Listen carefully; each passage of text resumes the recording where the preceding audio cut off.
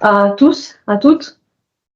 On entend quand tout le monde arrive. Voilà. Alors, on est ravis de vous accueillir aujourd'hui pour ce webinaire intitulé Construire une stratégie biodiversité en immobilier.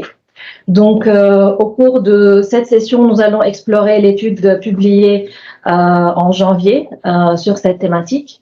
Et le webinaire va être présenté en plusieurs parties. Premièrement, le premier volet, ça va être pour présenter les exigences réglementaires en matière de biodiversité qui encadrent le secteur immobilier. Et deuxième volet va être pour aborder les enjeux écologiques spécifiques liés à la biodiversité. Et durant le webinaire, nous aurons le plaisir d'accueillir deux interventions de deux acteurs clés dans le domaine immobilier. Donc, la première présentation, intervention, ça va être de la part de la ville de Paris, et la deuxième de Vinci Immobilier. Et cette session sera animée par l'équipe de Biodiversity Impulsion Group BIG, Aminetou, Pauline et moi-même. Donc, en fin de cette session aussi, il y aura un moment d'échange organisé pour qu'on explore ensemble les défis rencontrés. Et donc, je vous invite à poser vos questions dans le chat. Avant tout, je veux juste présenter rapidement et brièvement BIG. BIG, c'est Biodiversity Impulsion Group. C'est un programme piloté par l'Observatoire de l'immobilier durable, qui est une association à but non lucratif. Et c'est un programme de recherche appliquée, d'action collective, fédère de nombreux acteurs derrière une ambition commune. L'objectif principal de BIG est de concilier les enjeux de la biodiversité avec les activités immobilières et faire de cette thématique complexe un enjeu indispensable de la stratégie RSE dans vos entreprises. Alors, pourquoi BIG? BIG, puisque l'immobilier participe à l'érosion de la biodiversité. Et en même temps, il est le secteur immobilier est la principale cause de la perte de biodiversité aussi. Donc, et ça, c'est à travers les changements d'usage des sols, construction de bâtiments et d'infrastructures, création de barrières infranchissables, la destruction, la fragmentation des espaces naturels et des habitats aussi. Deuxièmement, puisque l'immobilier aussi influence les ressources naturelles, la consommation des matières premières nécessaires à la construction, des bâtiments qui détruisent des espaces et déséquilibrent les écosystèmes. Troisièmement, pour aussi la cause du changement climatique lié aux émissions de gaz à effet de serre pendant les différents cycles de vie d'un bâtiment. Quatrièmement, pour la pollution de l'air, de l'eau et des sols, mais aussi de la pollution sonore et lumineuse qui dégrade les écosystèmes et modifie les cycles naturels des espèces. Alors, dans ce contexte aussi qui est complexe, qui est très complexe, l'évolution du cadre réglementaire d'un côté au niveau national et international, les besoins des entreprises en croissance continue sur les sujets de biodiversité, les attentes sociétales et les risques économiques, BIG vient se positionner et s'adapte à ce contexte pour répondre aux besoins exprimés par les acteurs de la filière immobilière. Et particulièrement dans ce cadre réglementaire qui durcit, un besoin d'améliorer la connaissance fondamentale en biodiversité s'est exprimé. Pour cela, BIG met à disposition des indicateurs de mesure de biodiversité et de ses co-bénéfices et partage de bonnes pratiques et accompagne au passage à l'acte. Alors, nous misons sur la sensibilisation, le partage de connaissances et la mobilisation des acteurs, notamment par le guide Construire une stratégie en biodiversité qui nous réunit aujourd'hui. Donc, ça, c'était juste une petite introduction et je passe la parole à Pauline. Merci Mireille.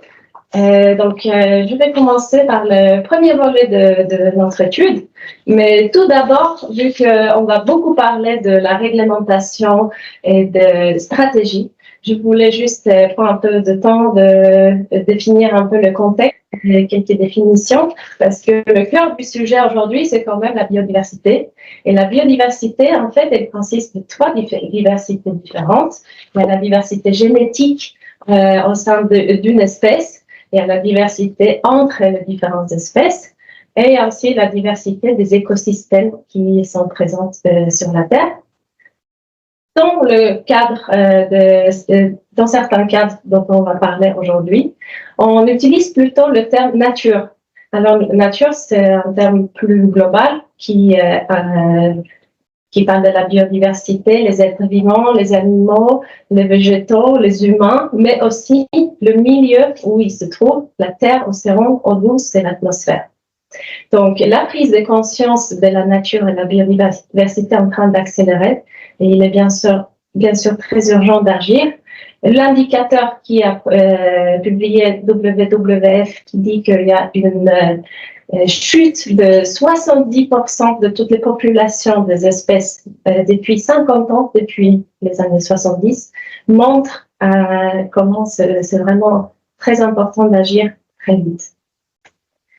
Mireille nous a déjà bien introduit le sujet par rapport au secteur de l'immobilier, la biodiversité, comment ils sont liés. Donc, il y a bien sûr beaucoup de pression, comme l'artificialisation des sols, les barrières, la pollution lumineuse, et aussi même les espèces exotiques envahissantes qui peuvent se propager lors de phases chantiers. Mais il ne faut pas oublier non plus qu'en fait, il y a aussi beaucoup de nouvelles opportunités qui se créent quand on intègre la nature et la biodiversité dans le projet immobilier.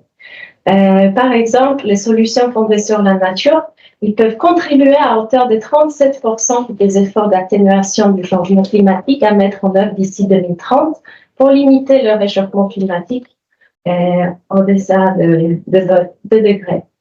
Et en fait, dans 43% de cas, la prise en compte de la biodiversité sur un projet immobilier améliore sa perception auprès des parties prenantes aussi. Donc aujourd'hui, on va vous présenter plusieurs cadres qui existent, qui ont tous un volet biodiversité. Donc c'est possible d'être un peu de se perdre un peu aujourd'hui avec tous ces cadres différents qui existent. Donc ici, nous avons un tableau qui rassemble beaucoup de différents cadres et les différences entre eux. Donc tout d'abord, il y a la Convention sur la diversité biologique de 92 qui est mentionnée dans la réglementation comme un référentiel pour le développement de stratégies. Et ses objectifs sont la conservation de la biodiversité, l'utilisation durable et le partage juste des ressources naturelles. Ensuite, nous avons aussi un autre cadre avec des objectifs développés par l'ONU en 2015. Ce sont les 17 objectifs de développement durable à l'horizon de 2030 pour assurer la paix et la prospérité. Et ici, nous avons l'objectif 14 et 15 qu'il s'agit de préserver et restaurer les écosystèmes aquatiques et terrestres. Ensuite, en 2022, est arrivé le cadre mondial pour la biodiversité lors de la COP 15 à Montréal, le Global Biodiversity Framework, avec 4 grands objectifs en matière de préservation de la biodiversité et un cadre avec 23 cibles pour le respect de ces objectifs. Pour la première fois, il est fait mention des acteurs privés à travers la cible 15 qui appelle les États à agir pour que les grandes entreprises rendent des comptes au sujet de leurs effets sur la biodiversité et qui réduisent leurs conséquences négatives sur la nature. Donc, les États signataires sont donc invités à légiférer pour contraindre les entreprises à engager des démarches pour la biodiversité et à être transparentes sur leurs impacts. Ensuite, il y a les stratégies ou les feuilles de route pour la biodiversité, comme nous avons au niveau européen, en Union européenne, et aussi au niveau national, en France, avec la stratégie biodiversité qui vient d'être publiée, la SMB3, elle inclut des cibles qui sont alignées avec l'accord mondial de la COP 15. Tous ces objectifs mondiaux sont, entre guillemets, obligatoires pour les pays qui ont signé, mais il n'y a pas vraiment de conséquences s'ils ne sont pas atteints, en fait, ils doivent être surtout passés dans chaque pays avec de la réglementation pour vraiment être plus ancrés. Pour les stratégies, c'est similaire, ce sont des feuilles de route plutôt, mais ils ne sont pas obligatoires, comme la réglementation que vous voyez dans la liste, plus bas dans la liste. Donc, au niveau européen, le reporting sur la biodiversité est traité par 3 réglementations du Pacte vert européen, la taxinomie européenne, le règlement SFDR et la nouvelle directive CSRD avec ses normes ESRS. Donc, la taxinomie, elle définit ce qu'est une activité économiquement durable sur le plan environnemental pour les acteurs financiers et les entreprises. Et le règlement SFDR s'applique aux acteurs financiers, tandis que la CSRD, elle s'applique aux entreprises financières et non financières dépassant certains seuils. Et en France, nous avons l'article 29 de la loi énergie-climat, qui est en fait une extension nationale du règlement SFDR. Et ce texte a été le premier à intégrer des exigences liées à la biodiversité en France, en avance par rapport à la maturité des méthodes, d'outils et des pratiques sur le sujet. Et les acteurs financiers doivent expliquer l'alignement de leur portefeuille avec les objectifs sur la biodiversité définis par la Convention sur la biodiversité de 1992 et maintenant c'est la COP, et faire des analyses sur les risques liés à la biodiversité et leurs intégrations dans la gestion. De la même manière que les cadres existants pour le reporting climat, nous avons maintenant de nouveaux cadres pour la nature, la TNFD et la SBTN, qui ont pour objectif de fournir des méthodologies pour le reporting sur la biodiversité et la mise en place des objectifs basés sur la science. Et ensuite, il y a des normes volontaires pour le reporting de la durabilité des entreprises, comme le GRI et le nouveau standard GRI 304, qui vise à guider les entreprises dans la divulgation d'informations sur les impacts sur la biodiversité, et IFRS, qui est un cadre comptable européen, où ils sont en train de développer de nouvelles normes pour inclure la thématique de la biodiversité.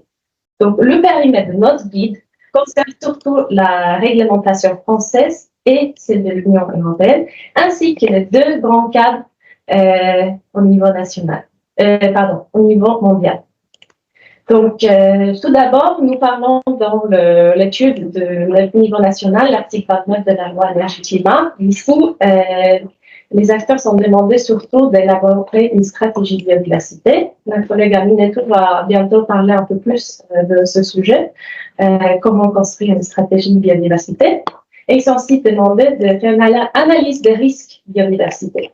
Et tout cela doit être conforme avec les objectifs de la Convention sur la biodiversité écologique. Il doit y avoir une fixation d'objectifs et alignement et des détails méthodologiques associés à l'analyse de réduction de pression, comme les 5 compressions qui sont définies par le IPBES. Et il faut aussi, normalement, publier un indicateur d'empreinte biodiversité, même si le décret ne fournit pas de méthodologie précise pour la façon de mesurer son empreinte biodiversité. L'analyse de premier rapport sur l'article 29 de la loi énergie-climat sur le volet biodiversité a mis en lumière le besoin d'accompagner les institutions financières dans la construction de leur démarche biodiversité et dans sa mise en œuvre opérationnelle.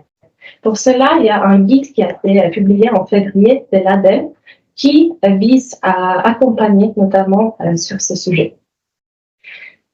Au niveau de l'Union européenne, dans l'étude, nous disons que, en fait, tout d'abord, afin d'identifier les activités durables, juste pour donner le contexte, la taxinomie européenne elle établit un processus de 3 étapes qui doivent être répétées pour chacun des 6 objectifs environnementaux. Donc, les activités des entreprises, elles doivent être passées au crible de critères techniques permettant de déterminer si elles contribuent substantiellement à un ou plusieurs des objectifs environnementaux sans porter préjudice aux autres. Et ça, c'est le principe Do No Significant Harm ou DNSH. Donc, ce principe, il constitue une précaution en fait, celui pour assurer le caractère durable d'une activité, en garantissant, par exemple, qu'une activité très vertueuse pour le plan climat ne puisse pas être vue comme durable si elle exerce par ailleurs un impact négatif significatif sur la biodiversité. Mais en réalité, les enjeux de biodiversité sont peu pris en compte dans la taxonomie européenne en ce qui concerne les activités immobilières, puisqu'aucun caractère n'a été développé, aucun critère n'a été développé pour définir dans quelle mesure un bâtiment pourrait contribuer à la préservation de la biodiversité. Donc, en cas de construction d'un nouveau bâtiment, le critère DNSH impose uniquement de respecter le cadre réglementaire en vigueur en matière de conduite d'une étude d'impact et de respect des règles d'urbanisme. Le SFDR, il impose des règles de transparence aux investisseurs et aux fonds d'investissement sur les enjeux et risques extra-financiers. Il a été adopté en 2019 et il instaure des règles communes de reporting extra-financier aux entreprises financières. Et ce règlement, il s'appuie sur le principe de double matérialité, soit la prise en compte d'une part de l'exploitation de l'activité à des risques de durabilité et d'autre part des incidences négatives sur l'environnement que produit l'activité. Et ça c'est appelé Principal Adverse Impact ou PAI. Et les acteurs et produits assujettis doivent publier des indicateurs quantitatifs sur le PAI engendré par l'activité économique. Pour les acteurs de l'immobilier, ce reporting se constitue de 3 indicateurs, dont 2 obligatoires et 1 optionnel. Les indicateurs obligatoires portent surtout sur l'exposition aux produits fossiles, aux actifs inefficients sur le plan énergétique. Et parmi la liste d'indicateurs optionnels se trouve un PAI qui est relatif à la biodiversité, la surface végétalisée de la parcelle. Donc, c'est le seul, en fait, qui parle de la biodiversité. Par contre, nous avons le CSRD qui est un peu plus complet quand il s'agit de la biodiversité. Donc, il y a 12 normes sur lesquelles il faut reporter.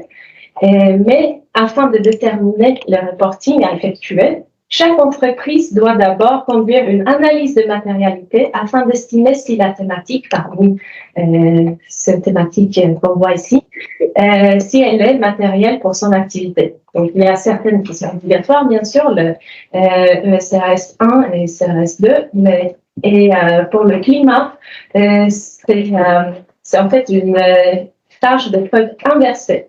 Donc, c'est à l'entreprise de prouver qu'elle n'est pas concernée par le volet climat, sinon elle est obligée de faire le reporting dessus. Mais sinon, pour les autres, c'est l'analyse de matérialité qui décide s'il faut faire le reporting. Mais tenant compte de l'impact du secteur immobilier sur la biodiversité des écosystèmes, il est fort probable que cette norme, la ESRS 4, est très important pour reporter. Donc ici, nous avons les exigences. Il y a, par exemple, la première exigence, il s'agit notamment de ce dont on parle aujourd'hui, un plan de transition et prise en compte de la biodiversité des écosystèmes dans la stratégie et le business model. Il consiste à identifier la matérialité qu'on a la biodiversité et les écosystèmes sur l'entreprise. Il s'agit des impacts matériels, risques, opportunités et interactions avec la stratégie de l'entreprise. Donc, l'entreprise doit identifier tous ces points et expliquer sa stratégie afin d'établir un lien de cohérence entre les deux. Et après, il y a aussi la politique. Il faut connaître les politiques publiques relatives à la biodiversité et les écosystèmes. Il faut mettre en place des actions liées à la biodiversité aux écosystèmes. Et il faut aussi appliquer les objectifs cibles adoptés par l'entreprise. Il faut mesurer son impact. Et finalement, la dernière exigence, il faut comprendre les effets financiers potentiels, positifs ou négatifs, suivant les risques et les opportunités liées à la biodiversité aux écosystèmes pour permettre d'agir plus efficacement dessus. Mais le début, c'est un peu doux, si on peut dire comme ça. Toutes les entreprises, en fait, ils peuvent omettre de reporter sur cette dernière exigence 4-6 pour la première année. Et ensuite, pour les 3 premières années, c'est aussi possible de fournir des informations plutôt qualitatives en omettant des infos quantitatives. Et après, bien sûr, il y a un plan seuil qui détermine quelle entreprise est concernée ou pas. Donc, dans ce contexte de reporting, il y a 2 initiatives internationales qui ont vu le jour afin de proposer des cadres méthodologiques de reporting harmonisés au niveau international. Il y a la SBTN et la TNFD. Elles collaborent activement pour garantir de la cohérence entre les exigences définies dans chacun des cadres et aussi avec la CSRD.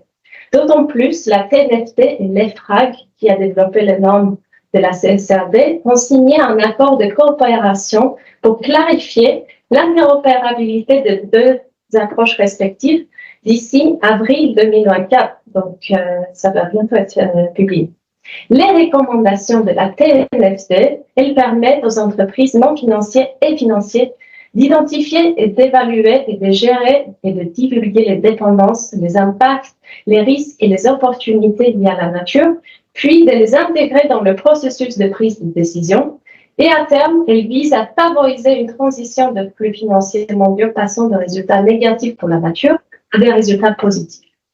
Donc, la TNFD, elle propose 14 recommandations de divulgation structurées autour de 4 piliers: la gouvernance, la stratégie, la gestion des risques et de l'impact, ainsi que la mesure et les objectifs.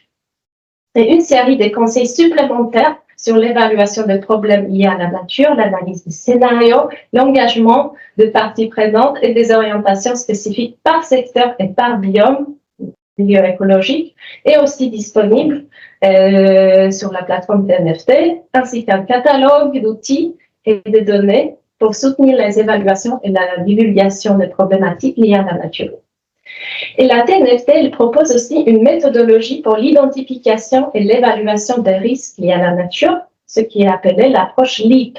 Et cette analyse systématique oriente ainsi toutes les entreprises et les institutions financières dans l'évaluation des impacts, des tendances, risques et opportunités relatives à la nature et la biodiversité. Donc, il faut localiser votre interface avec la nature, évaluer les dépendances et vos impacts sur la nature, analyser vos risques et opportunités liés à la nature et préparer la réponse aux risques et opportunités liés à la nature en rendant compte aux investisseurs, ce qui est le dernier plus bref. Et les entreprises qui utilisent les méthodes de SBTN génèrent des données et des résultats analytiques qui peuvent être utilisés pour appliquer certaines parties de l'approche TNFD, de l'approche LEAP de la TNFD pour l'évaluation des problèmes liés à la nature. Et de même, l'application de l'approche LEAP, elle peut aider les entreprises à générer les données nécessaires pour définir des objectifs selon les 5 étapes de la SBTN que vous pouvez voir sur la figure ici. Donc, lorsque les entreprises appliquent le cadre TNFD, ils définissent des objectifs pour la nature, prennent des engagements et mesurent le progrès et les performances par rapport à ces objectifs. Dans ce cas-là, la TNFD, elle encourage ou recommande d'utiliser les directives de la SBTN. Ça, c'est un peu sur la première partie de décryptage de différents cadres. Moi, je laisse la parole à ma collègue Aminetou pour la deuxième partie de l'étude. Merci Pauline. Donc, bonjour à tous et à toutes. Donc, pour conclure déjà cette première partie, ce qu'on peut dire, c'est qu'on constate que tout débute avec la réglementation. Cette réglementation, elle inscrit dans le marbre la nécessité de déployer des stratégies de biodiversité au sein des entreprises. Après, c'est les cadres internationaux, TNFD, SBTN, qui vont fournir des méthodologies pour élaborer ces stratégies. Et puis après, si on résume un peu le reste, c'est là qu'émerge en fait le besoin d'avoir des indicateurs pour évaluer les enjeux écologiques. Donc des indicateurs pour connaître les interfaces entre une activité économique et la biodiversité, pour évaluer les actions qui sont mises en place ou encore les impacts. Donc c'est là que se positionne l'outil BioGBAT, qui est destiné aux acteurs de l'immobilier, en retranscrivant en fait cette volonté et en permettant une analyse qui se fait non seulement à l'échelle du bâtiment ou de la parcelle, également à l'échelle d'un patrimoine. Alors je vous propose de passer en revue 3 indicateurs qui sont déjà disponibles sur la plateforme. Alors le premier indicateur, c'est l'indicateur d'état de la biodiversité. Alors, comment ça marche? En fait, vous partez d'une adresse, vous entrez une adresse sur la plateforme et l'indicateur va s'intéresser à son contexte local. Donc, ça peut être l'adresse d'un bâtiment, l'adresse d'une parcelle qui est nue. Et l'objectif ici, il est double. C'est non seulement d'évaluer le risque de porter préjudice à la biodiversité, mais aussi de déterminer le défi écologique du territoire. Alors, les paramètres qui sont pris en compte dans cet indicateur, ils sont au nombre de 4, ça va être 4 sous-indicateurs.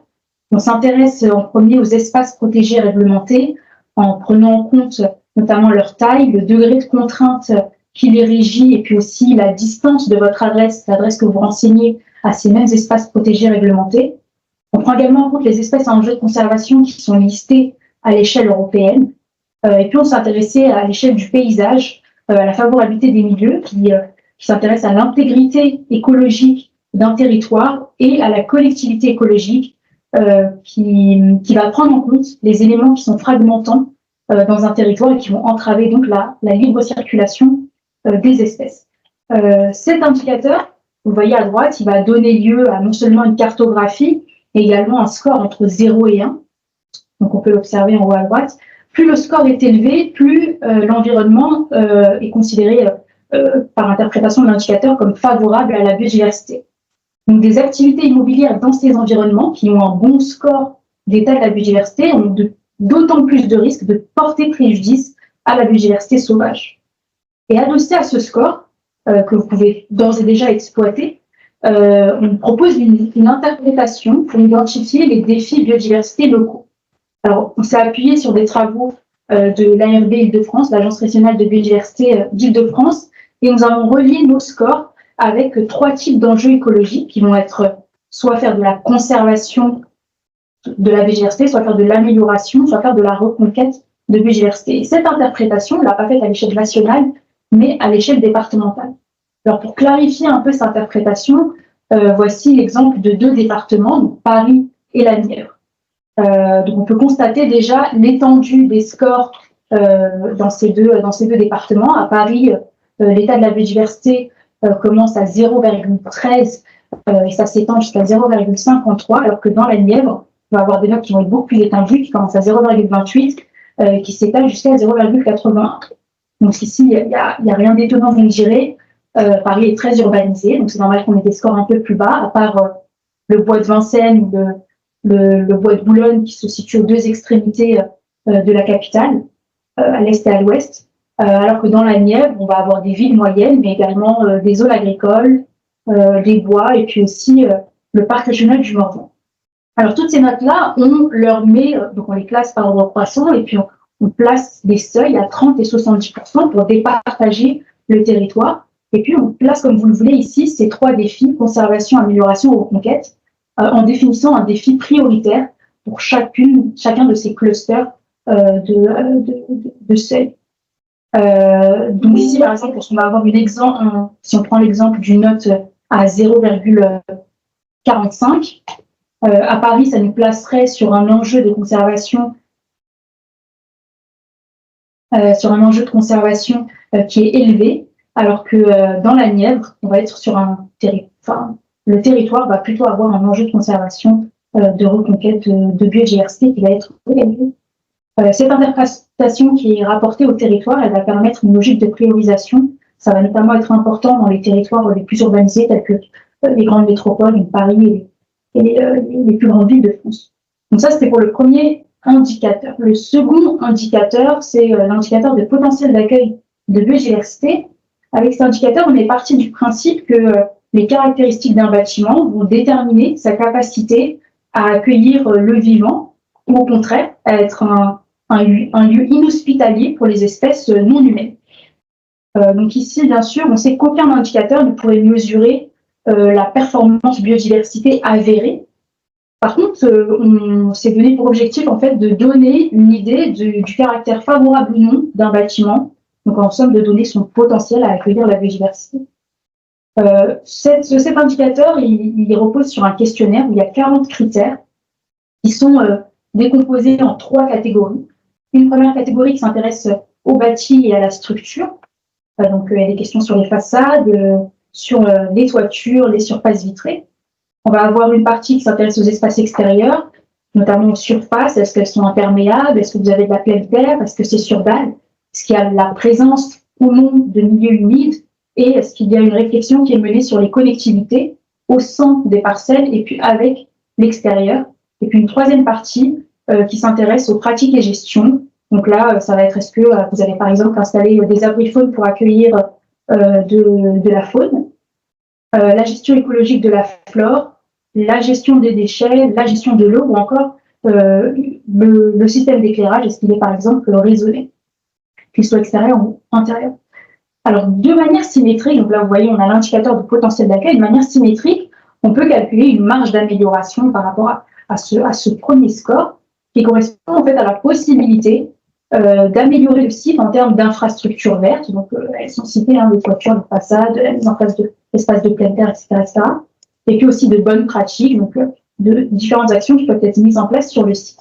Donc, à partir de ça, nous, on vous propose 24 actions en faveur de la biodiversité qui vont vous permettre de créer une feuille de route. Ici, ce que vous avez à droite, c'est une capture d'écran de ce qu'il y a sur la plateforme, sur l'outil Biodibat.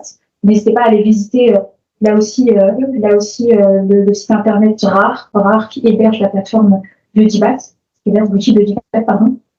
Donc, vous avez les différentes actions qui vont vous être proposées. Selon vos réponses et questionnaires, certaines d'entre elles seront déjà considérées comme mises en place. Et puis après, vous pourrez vous-même établir votre feuille de route en cochant les différentes options.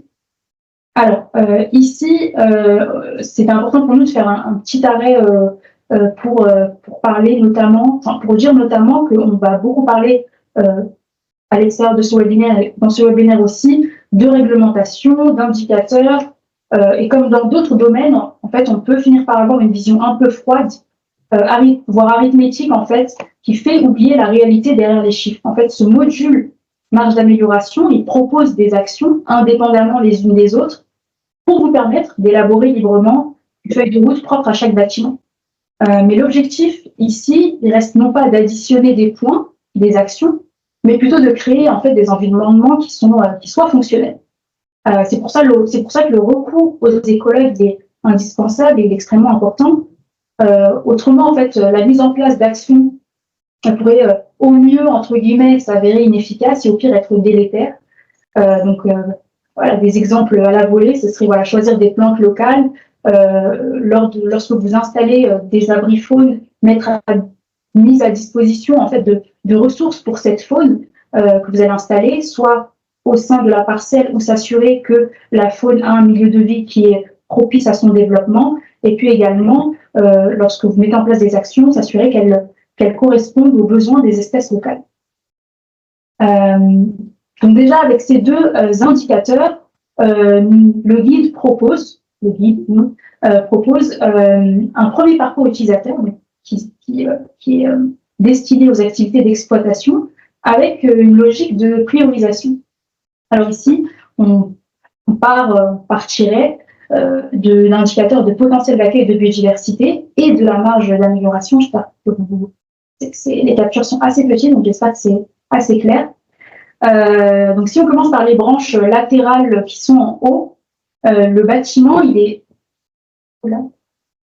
soit non performant, donc là c'est à gauche, sans possibilité d'améliorer. Donc là vous avez un potentiel d'accueil qui lui est élevé, mais très peu de marge d'amélioration. Soit vous allez avoir un bâtiment qui est déjà performant. Donc là vous êtes dans des cas qui sont très très bons. Et puis au milieu, vous allez avoir les cas sur lesquels on peut agir. Donc il s'agit de bâtiments avec les plus grandes marges d'amélioration qui peuvent passer justement sous le filtre de la priorisation grâce à l'indicateur d'état de la biodiversité. Le parti pris qui est fait ici, c'est que les bâtiments qui sont en zone à fort défi de conservation sont ceux qui sont prioritaires. Et sur cette question des priorités, donc on va avoir 3 degrés de priorité, vous les voyez avec les trois étoiles qui sont en fluo. Ces degrés de priorité, en fait, ils ne reflètent pas une moindre importance des sujets de reconquête, mais plutôt l'urgence qu'il y a à agir dans des zones où on va avoir un enjeu de conservation qui est fort, parce que s'agirait en fait de spots de biodiversité qui seraient potentiellement menacés, et c'est aligné avec les politiques publiques qui elles aussi partent du principe qu'il faut clusteriser les endroits où on a hotspot des biodiversités et puis faire de la restauration sur le reste du territoire.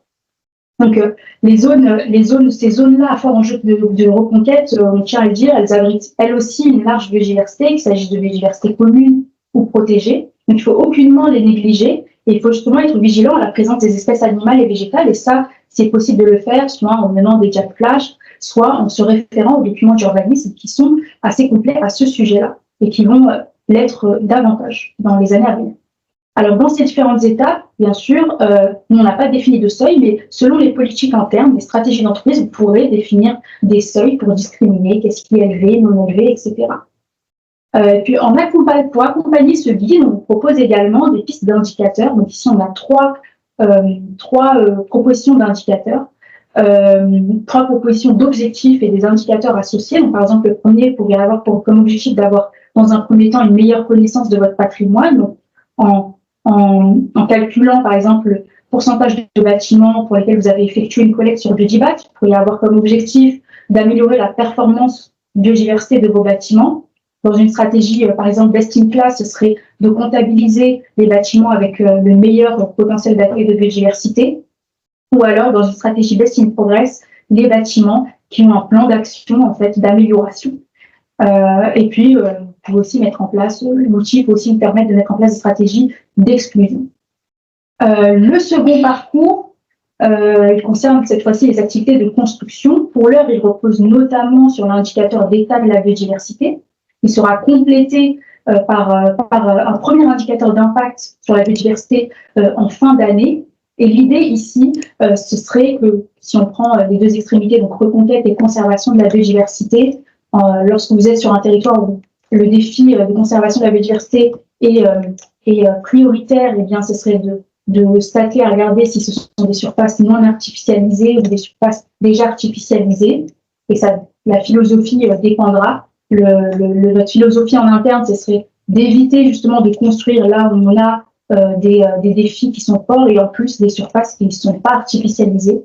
Et au contraire, lorsqu'on est en défi de reconquête prioritaire, et bien soit on peut rentrer dans une logique de densification ou alors mettre en place des actions en fait pour accueillir de la biodiversité sur site. Et là aussi, on vous propose des objectifs et puis des indicateurs.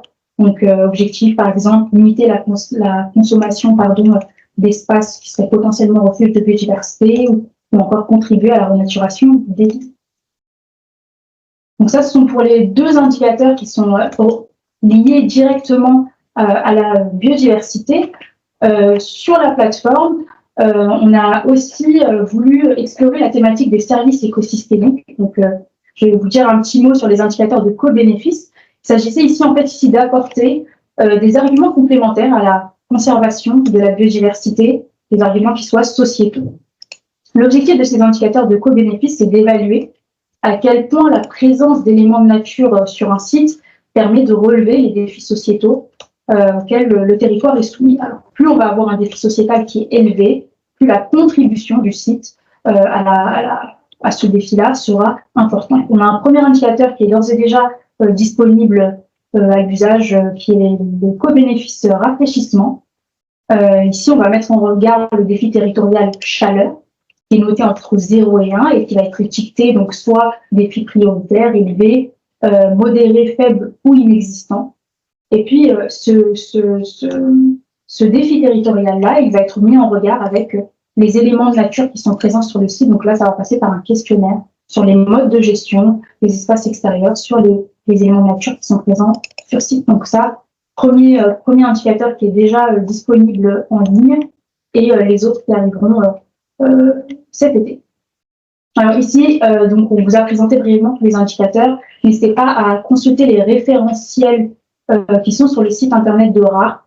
Les référentiels sont des documents méthodologiques qui relatent le travail que nous avons fait. Vous pourrez avoir accès en fait aux réflexions et à la démarche pour produire tous ces indicateurs et toutes ces cartographies. Donc tous les indicateurs dont je vous ai parlé possèdent déjà leur référentiel qui est disponible sur le site de RAR. Pour finir donc cette partie, on a condensé un résumé de 8 points d'attention lorsqu'il s'agit d'établir une stratégie biodiversité. Donc, la plupart, ils ont été abordés en sous-texte depuis le début de la présentation, où je vais surtout m'appesantir sur les 3 points qui sont dans les encadrés. Le premier, ça va être redit par la suite par les intervenantes, c'est celui de former les professionnels à une bonne compréhension des enjeux. C'est particulièrement important parce que les acteurs de l'immobilier sont beaucoup plus matures sur les thématiques carbone et sur les thématiques climat. C'est moins le cas en biodiversité. Donc cette sensibilisation, c'est un incontournable. Le deuxième point, ça va être d'ancrer la stratégie dans les dynamiques territoriales. C'est particulièrement important parce qu'en fait, vous arrivez sur un territoire et de toute façon, c'est quelque chose que vous faites déjà dans le cadre de vos collaborations avec les collectivités. Mais il est important de savoir en fait ce qui se passe sur ce territoire. C'est ce qu'on essaye aussi de faire avec l'indicateur d'état de la biodiversité. Adopter des approches transversales et systémiques, ça c'est une évidence. Et puis notamment être transparent sur la portée des actions. Ici, ce qu'on peut dire, c'est la transparence évidemment, elle est indispensable, mais c'est aussi qu'on soit tous transparents sur le fait que même nos indicateurs BioGBAT, tout indicateur est incapable de mesurer de manière juste et précise la biodiversité tant qu'elle est complexe. Et donc, on en fait un résumé, on en fait une vulgarisation. Donc, c'est indispensable d'être sur le terrain et d'avoir cette connaissance de terrain, donc qui passe par les écologues qui peuvent visiter ces terrains-là dans le cadre de leur mission. Donc, après cet exposé donc, sur le reporting, on va laisser place à des retours et des discussions qui sont opérationnelles.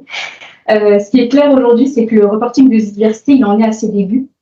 Et qui va se développer dans l'intelligence collective entre le législateur, bien sûr, la société civile, les acteurs privés et les collectivités. Ça va se mettre en place, c'est en train de se mettre en place de manière progressive. Et l'une des pierres angulaires de ce processus, c'est la collaboration entre les acteurs de l'immobilier et les collectivités. Acteurs de l'immobilier parce que beaucoup d'entreprises s'engagent dans une réflexion sur les enjeux de biodiversité, et puis les communes parce qu'elles ont la connaissance et la charge des territoires.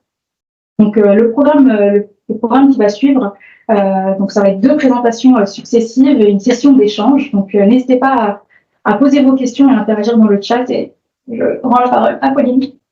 Oui. Donc, nous avons le plaisir d'abord de accueillir nos intervenantes de Vinci Immobilier, Hélène Laure, directrice au développement durable et l'innovation, et Manon Capitane, responsable développement durable et innovation. Donc, nous sommes très contentes de vous avoir ici aujourd'hui avec nous.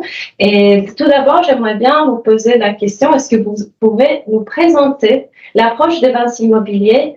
Pouvons-nous parler de votre stratégie? Bien sûr, bonjour à tous. Peut-être juste un tout petit préambule parce que j'ai regardé un peu les participants et je vois qu'il y a des gens qui sont des acteurs de l'immobilier, voire de la promotion comme nous, des acteurs plutôt de l'écologie qui sont sans doute assez pointus sur la biodiversité, et entre les deux, des personnes qui sont en environnement et qui sont peut-être en train de se spécialiser sur la biodiversité. Donc on a un panel de gens assez grand. Je pense que c'est important de comprendre déjà qui on est, nous, Vinci Immobilier, et notre métier pour comprendre ce qui va suivre. Donc on est un acteur de la promotion immobilière, c'est-à-dire que du coup on va vraiment avoir comme on va dire action et impact l'achat des fonciers et leur transformation sur le territoire. Et ça c'est absolument important puisque c'est un acteur qui vient très tôt dans la chaîne de valeur et qui a vraiment cette capacité de choix et de sélection de fonciers et leur programme et tout ce qui va suivre en fait en matière de transformation.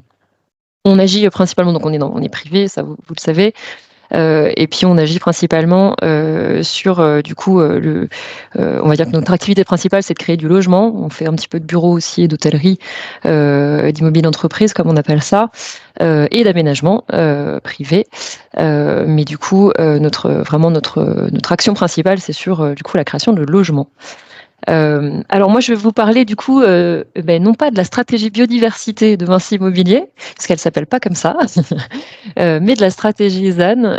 Et pour ceux qui ont suivi du coup notre actualité, nous avons un axe assez fort sur l'artificialisation. Tout simplement puisqu'on part d'un constat très simple qui est que justement en tant que promoteur immobilier, notre impact numéro 1 en termes d'environnement au sens large, c'est l'artificialisation des sols, puisqu'on a précisément l'acquisition de ces fonciers et leur transformation. Et donc, on le sait, l'artificialisation des sols, la fragmentation des territoires, c'est le premier facteur d'érosion de la biodiversité. Et on sait aussi que notamment la création d'habitats et de logements, c'est la première cause d'artificialisation des sols. Donc à partir de là, on est parti vraiment d'une logique d'impact, c'est-à-dire finalement notre premier impact, c'est la transformation de ces fonciers. Et du coup aussi dans une logique de cause-conséquence et dans une volonté, je dirais aussi d'être assez simple dans le début de la démarche et dans nos combats. On a vraiment volontairement focalisé très fortement sur cette notion d'artificialisation en se dotant de notre stratégie ZAN à horizon 2030, c'est-à-dire l'objectif d'être à l'échelle de notre activité zéro artificialisation nette d'ici 2030. C'est-à-dire finalement que notre histoire, c'est de consommer du foncier, de le transformer et beaucoup de l'artificialiser. Et bien ça, on considère que c'est un modèle qui a vécu, qui nous a beaucoup servi en fait dans les 10 dernières années, mais qu'il faut transformer. Et donc notre définition du zéro artificialisation nette, c'est important de le préciser puisqu'il y en a plusieurs. C'est l'idée d'avoir, à chaque fois qu'on artificialise un mètre carré quelque part sur une opération, un équivalent, donc d'ici 2030, de mètres carrés qui est renaturé. On n'est pas dans le zéro artificialisation brute, puisque sinon on s'arrête de travailler. On est obligé, pour pouvoir continuer à travailler, d'avoir une part d'artificialisation sur une part de nos opérations. Mais à l'inverse, on va vraiment beaucoup plus aller vers des opérations aussi qui renaturent. Je rentrerai pas là dans le débat de la valeur des mètres carrés renaturés versus ce qu'on a artificialisé, puisque évidemment c'est un grand sujet, mais déjà pour, on va dire, être sur un débat assez simple, y compris pour nos propres équipes, et ça j'y reviendrai beaucoup dans mon discours, la simplicité des messages pour nos équipes, c'est essentiel. On est du coup sur une notion vraiment quantitative de mètres carrés artificialisés versus renaturés. Donc d'ici 2030, c'est notre engagement. Dès lors qu'on artificialise un mètre carré quelque part, on va avoir l'obligation, on s'oblige à le renaturer ailleurs. Alors pas, on va dire, pour une opération de compensation, on ne parle pas de compensation là au sens d'opération de renaturation en tant que telle, mais vraiment de renaturation sur nos opérations. Si on passe peut-être au slide suivant, ça nous oblige à quoi du coup cet engagement assez fort? Et ben ça nous oblige, on va dire qu'on a associé à cet engagement fort des actions fortes également. La première, ça a été vraiment une prise de position un petit peu pas que symbolique, parce qu'on sait que c'est aussi là que on fait la moitié du chemin en fait en prenant cette action-là. C'est de dire on stoppe les opérations qui prennent trop de mètres carrés à la nature par rapport à ce qu'on apporte comme service. Notre métier, c'est d'apporter des mètres carrés où les gens peuvent vivre. Et ben, on arrête ces opérations-là. C'est-à-dire que tout simplement, dès lors que on prend plus de mètres carrés à la nature qu'on ne crée de mètres carrés où les gens peuvent habiter, et ben on considère qu'on est plus efficient dans notre utilisation du foncier naturel. Et ces opérations-là, on les arrête. Pour être très concret, en fait, ce sont les opérations principalement d'extension urbaine, de lotissement en périphérie de ville, de lotissement de petites maisons de plein pied avec beaucoup par exemple, de parking extérieur, etc. Donc, on va être très rapidement, en fait, sur des opérations-là, on peut être sur 3 mètres carrés artificialisés de foncier pour 1 mètre carré de logement créé. Donc ça, on l'arrête, on se l'impose et on se l'est imposé dès le 1er janvier 2022. Dans certaines régions, ça n'a pas été forcément simple, mais c'est une règle qui est absolue aujourd'hui dans l'entreprise et absolument respectée. L'autre conséquence, c'est que évidemment, on avait L'idée, c'est pas d'envoyer le message à nos équipes non plus qu'on arrête de travailler, mais c'est de dire on va migrer, on va arrêter ces opérations-là et on va les remplacer par de plus en plus d'opérations qu'on va plus privilégier, qui sont des opérations de recyclage urbain. Donc en gros, notre objectif de ZAN, de zéro artificialisation nette, il s'assortit vraiment d'un objectif aussi de chiffre d'affaires en recyclage urbain, qui est qu'on veut dépasser les 50% de chiffre d'affaires en recyclage urbain et le dépasser avant 2030. On est vraiment là sur ce point-là très en bonne voie en fait pour le faire. Donc voilà, qu'est-ce qu'on appelle les opérations de recyclage urbain? Très rapidement, ce sont les opérations qui sont en friche, qui sont des bâtiments vides, et on est vraiment du coup pour ne pas travestir cette notion de recyclage sur là aussi une règle assez stricte de terrains ou de bâtiments qui sont obsolètes ou vétustes. On ne considère pas, quand on rase des maisons qui étaient habitées par des gens et qu'on rebâtit dessus, par exemple, des immeubles collectifs, ce n'est pas une opération de recyclage urbain puisque les maisons étaient encore habitées. En revanche, quand on est sur un bureau obsolète qui se vide progressivement, qui ne trouve plus de locataires et que soit on le réhabilite, soit s'il n'est pas vraiment adapté à ça, on le rase et on le reconstruit, on reconstruit autre chose, là on est dans une opération de recyclage urbain. Et maintenant, est-ce que vous pouvez nous dire un peu plus concrètement quel outil est-ce que vous utilisez? Alors, comme vous en doutez, du coup, on est parti. Je vais arriver à la biodiversité, que tout le monde se rassure, mais on est parti sur notre recherche de zéro artificialisation nette avec des outils qui s'intéressent du coup à l'artificialisation. On l'a dit, d'abord des actions symboliques sur l'évolution du modèle d'affaires, renoncer aux opérations les plus artificialisantes, privilégier les fonciers des artificialisés et cette logique de compensation interopération. Comment ça se traduit à l'échelle du coup de l'opération? C'est quoi une opération artificialisante? Comment on le compte? En fait, assez vite, on s'est doté d'un petit outil qu'on a appelé donc la calculatrice ZAN ou la ZANette pour les intimes, qui aujourd'hui est activé sur toutes les opérations. Donc on a un calcul ZAN qui est systématique et qui est fait pour toutes les opérations sur l'avant, le terrain tel qu'il existe, et l'après, après l'opération, qui se base, on va dire, pour les sachants et ceux qui connaissent cette logique-là, qui se base beaucoup sur la logique du CBS, mais en inversé, c'est-à-dire que le CBS des PLU, le coefficient de biotope par surface, va calculer un espèce de taux de nature à l'échelle d'une parcelle, et nous on calcule un taux d'artificialisation, mais c'est globalement un peu vraiment la même logique. Et donc on calcule ce degré d'artificialisation avant-après, on fait la différence, et puis ça nous permet de le collecter, de le consolider à l'échelle de toute l'activité et de voir comment on progresse. Donc ça, c'est quelque chose qui est parfaitement intégré maintenant dans les opérations. Évidemment, on a aussi des moyens complémentaires qui sont, on va dire, plus qualitatifs, avec une obligation de confier une mission, alors d'abord à un paysagiste, puisqu'il faut bien entendre que pour on va dire nos collègues internes, pour nos clients, la notion de biodiversité n'est pas forcément encore très importante. En revanche, son corollaire, vous parliez tout à l'heure de nature, qui avait la vision beaucoup plus large, la nature au cœur des opérations, le paysage, ça, ce sont des notions qui parlent à nos clients notamment.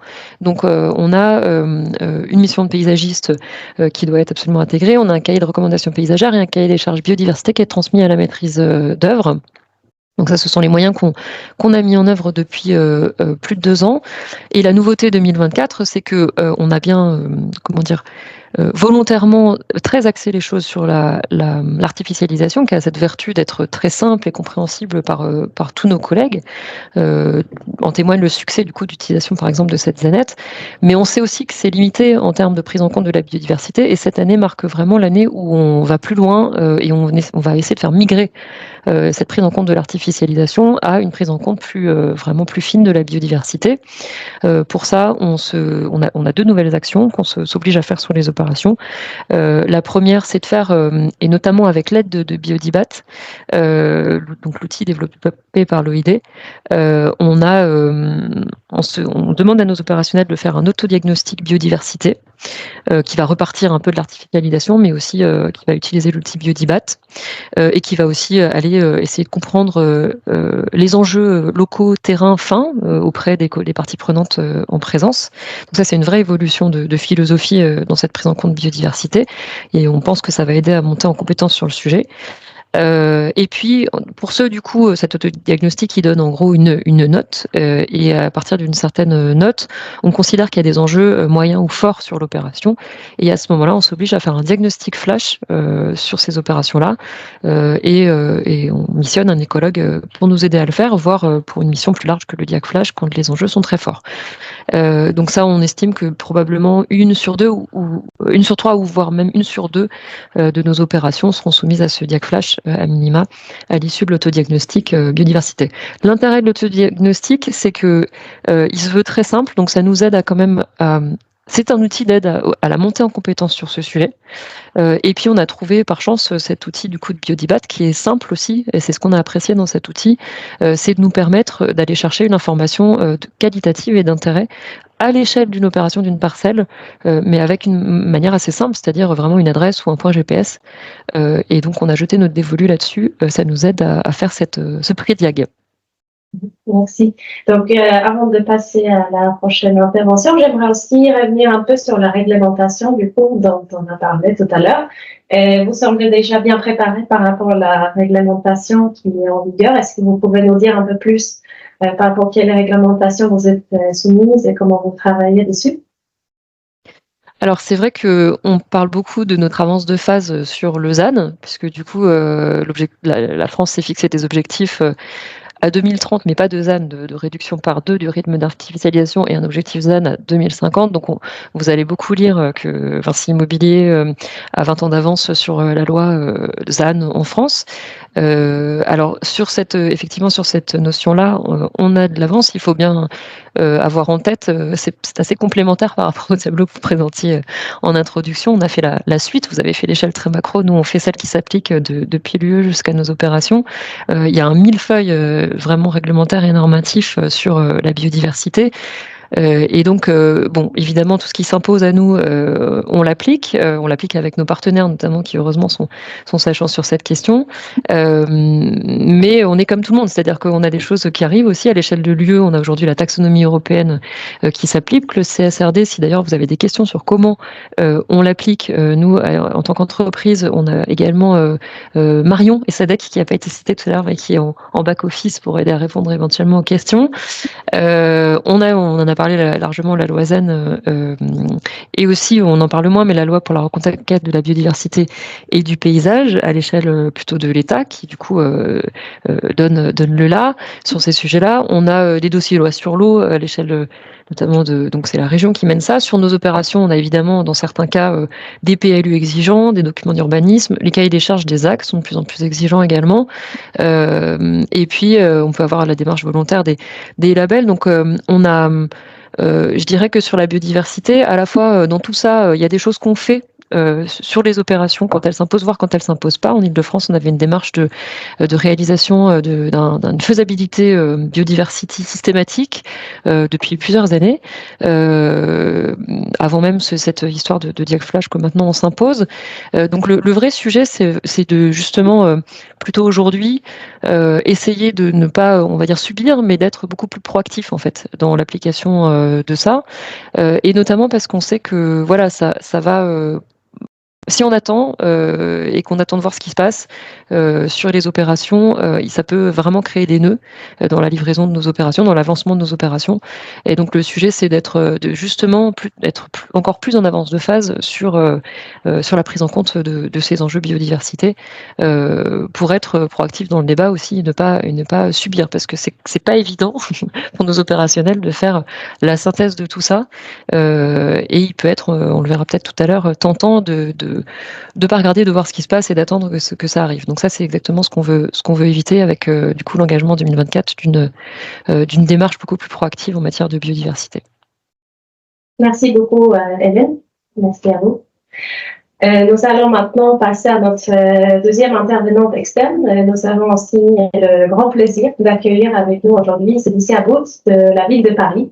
Vous êtes responsable du pôle de bâtiments durables au sein du service pilotage innovation méthode dans la direction construction publique et architecture. Donc, vous êtes acteur privé. Donc, ça va être très intéressant de aussi entendre comment la ville de Paris, qui n'est pas soumise à ces réglementations dont on a parlé au début de ce webinaire, comment vous travaillez dessus, vos stratégies et vos exemples opérationnels. Donc, je laisse la parole à vous, Célicia. Bonjour à tous, merci beaucoup pour votre invitation et merci à toute l'équipe de l'OID Biodiversité et Eau de m'avoir donc convié à cette présentation, à ce webinaire. Donc moi je vais vous faire une petite présentation rapide de toutes les actions qui sont en cours actuellement à Paris, justement pour faire face aux défis auxquels nous sommes confrontés à la fois de préservation et de renforcement de la biodiversité en milieu urbain dense, donc c'est le cas pour Paris. Et donc on a deux grands objectifs qui sont à la fois de réduire nos émissions carbone, donc ça c'est inscrit dans notre plan climat, et à la fois d'adapter le territoire puisqu'on est dans une période de changement climatique. Donc, il nous faut adapter le territoire à ce changement climatique via notamment des actions de végétalisation. Donc, les documents, donc par rapport, ça fait vraiment la continuité avec la slide précédente qui nous a été présentée par Vinci. J'ajouterais juste qu'au niveau régional, on a aussi les schémas, le schéma régional de cohérence écologique qui d'ailleurs existe au niveau national également, donc le schéma national de cohérence écologique qui se décline dans les régions et qui s'impose également donc au niveau des départements pour définir des stratégies de préservation des trames vertes et bleues notamment. Et donc au niveau parisien, on a un plan biodiversité qui nous indique aussi les grands axes, à la fois qui a permis d'identifier les espaces végétalisés et qui définit des actions pour la préservation et le renforcement de la biodiversité. Le PLU bioclimatique, donc c'est le PLU qui est en révision actuellement, qui a été validé par le Conseil de Paris l'année dernière, qui est en phase d'enquête publique actuellement, enfin l'enquête vient de se terminer en mars dernier. Et donc, il doit être voté par le Conseil de Paris en décembre prochain pour une mise en application à partir de janvier 25. Donc, ce PLU, il est très ambitieux sur les questions de nature, de préservation du vivant en ville. On y reviendra peut-être un petit peu après. On a aussi un document qui est les chemins de la nature, qui présente voilà l'état, qui est un suivi permanent et régulier de la situation de la biodiversité sur le territoire parisien. Et puis une stratégie résilience sur toutes les questions d'adaptation au changement climatique.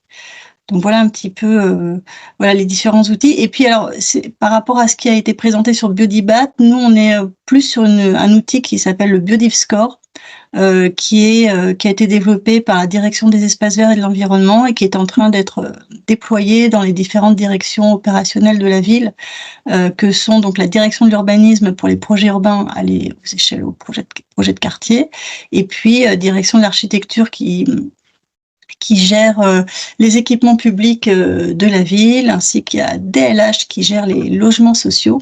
Donc voilà, cet outil va être appliqué dans ces directions bâtimentaires, on va dire, de la ville.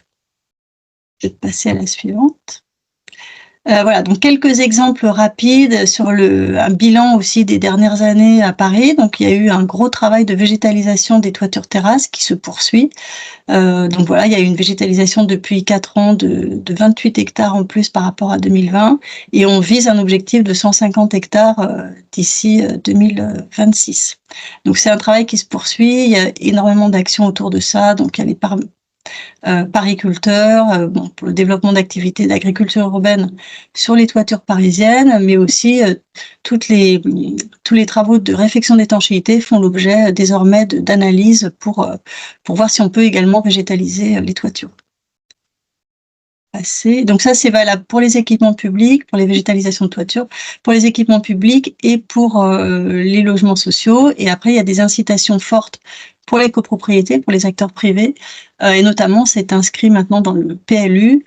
Toutes les superficies de toiture supérieures à 150 mètres carrés doivent faire l'objet de végétalisation de toiture.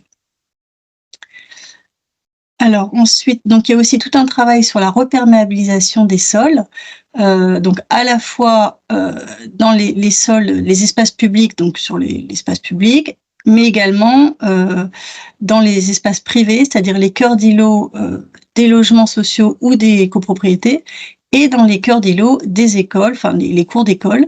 Et donc depuis maintenant 2018, on a engagé ce travail de reperméabilisation des cours avec maintenant 130 cours qui ont été réaménagés et le projet se poursuivra jusqu'à la réalisation de l'ensemble des cours d'école en cours Oasis.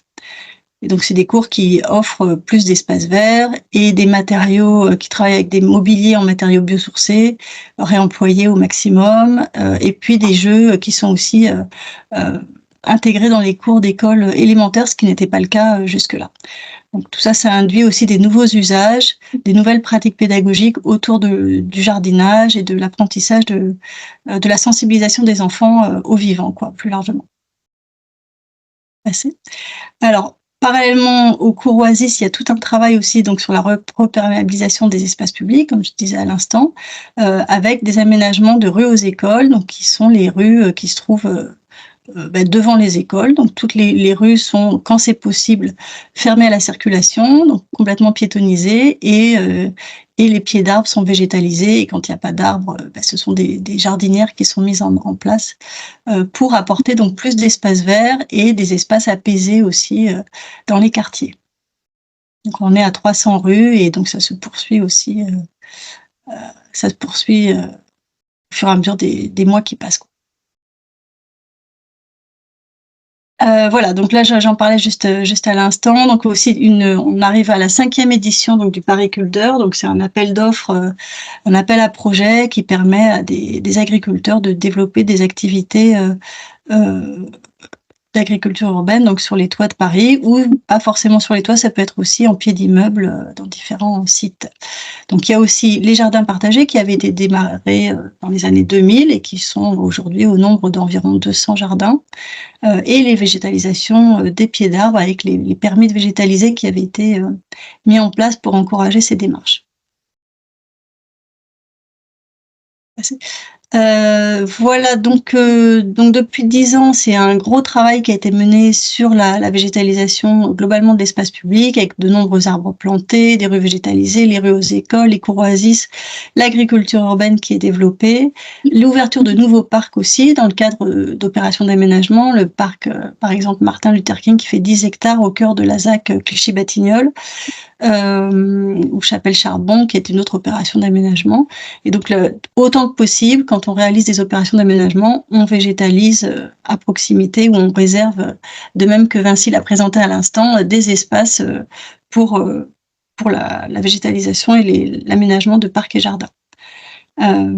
Et puis, il y a aussi des forêts urbaines qui sont installées sur la place de Catalogne. Vous avez sans doute vu ça dans la presse. Donc, c'était une place entièrement minéralisée qui était une fontaine qui était à l'arrêt depuis plusieurs années, donc qui a été déminéralisée et donc plantée d'une micro-forêt.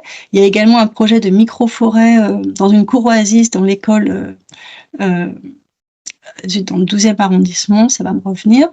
Voilà, et puis dans le bois de Charonne aussi, donc il y a plusieurs expériences de ce type de végétalisation de micro-forêt. Merci beaucoup, Cédrica. Voilà, on a fait le tour. Je vais juste chercher pour l'école dans le 12e, je vais vous redire ça tout de suite. Je peux passer en attendant à la table ronde parce qu'on ne va pas vous laisser partir tout de suite. On va préparer quelques questions en plus pour approfondir quelques éléments aussi.